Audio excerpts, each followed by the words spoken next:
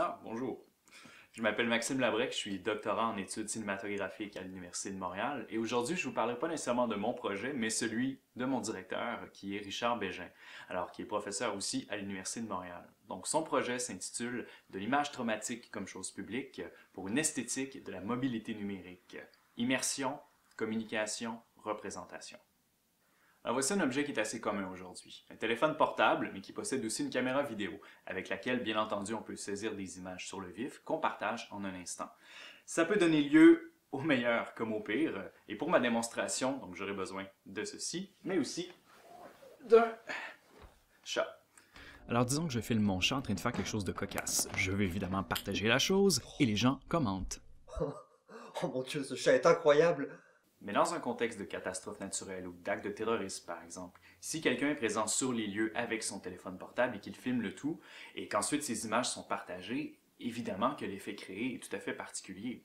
Alors, la recherche vise à analyser l'instauration d'une esthétique nouvelle, propre à la mobilité numérique, et dans laquelle ces images, qu'on pourrait appeler des images traumatiques, donc, jouent un rôle bien entendu fondamental de par leur diffusion, mais aussi de par leur circulation.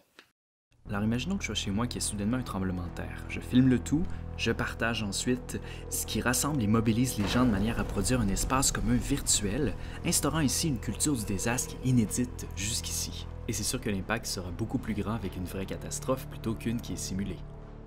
Dans l'axe d'immersion tout d'abord, l'idée qui est avancée, c'est que le témoin d'un événement violent, par exemple, ne cherche pas nécessairement à transmettre le grand récit d'une guerre ou encore celui d'une catastrophe naturelle. Non, plutôt ce qu'il cherche à faire, c'est de transmettre ou de partager le sentiment d'être sur les lieux alors que cet événement se produit.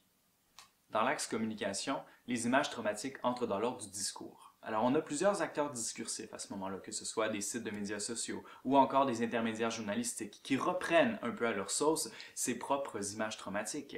Alors, chacun de ces acteurs fait bien entendu écran au témoignage d'origine, mais en même temps offre une visualité nouvelle à cet événement et produit le lieu d'expression du témoignage même.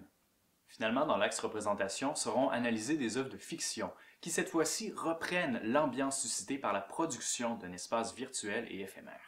Alors, dans un récit de fiction, pour le rendre plus vrai en quelque sorte, on peut même retrouver cette ambiance terroriste catastrophique qui caractérise les images traumatiques. Le but est aussi de créer un site web qui permettra d'informer les gens au sujet de la mobilité numérique et la circulation de l'image traumatique. Alors, en espérant que cette présentation ait capté votre intérêt au sujet des travaux de Richard Bégin, mais surtout qu'elle vous a donné envie d'en savoir plus au sujet de l'image traumatique comme chose publique.